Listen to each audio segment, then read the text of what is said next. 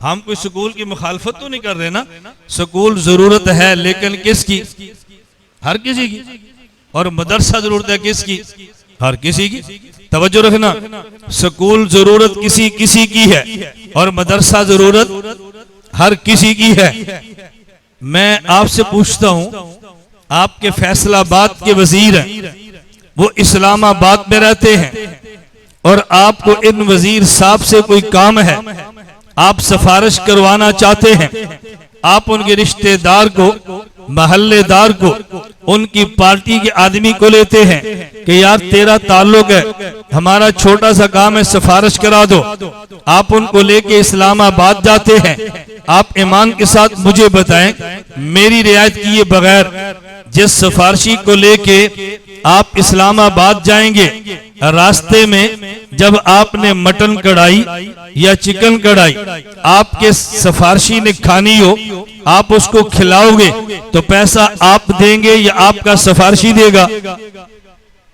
بتاؤ، میری بات سمجھ آ رہی ہے؟ کون دے گا؟ جی سفارشی تو نہیں دے گا نا.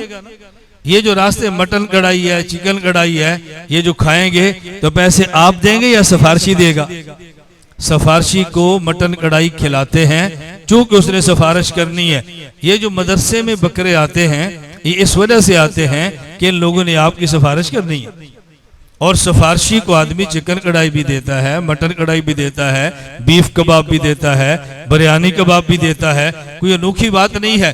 اگر آپ سمجھے کہ میں کو ہنسا رہا ہوں، واللہ میرا ہنسانا مزاج نہیں ہے. میں راتوں کو جو جاگتا ہوں لطیفے سنانے کے لیے تو نہیں جاگتا، میں تو مسئلہ سمجھانے کی کوشش کر رہا ہوں. آپ بات توجہ سمجھنا، میرے علم میں نہیں ہے، میرا علم بہت محدود ہے، میں بہت چھوٹا ہوں، میری دنیا بہت چھوٹی ہے.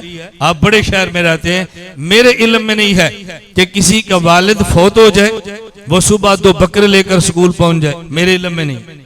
کسی بندے کی والدہ اسپتال میں چلی جائے، صبح بکرا لے کر سکول پہنچ جائے کہ جی بچوں سے کہنا کہ یہ بکرا کھا لو.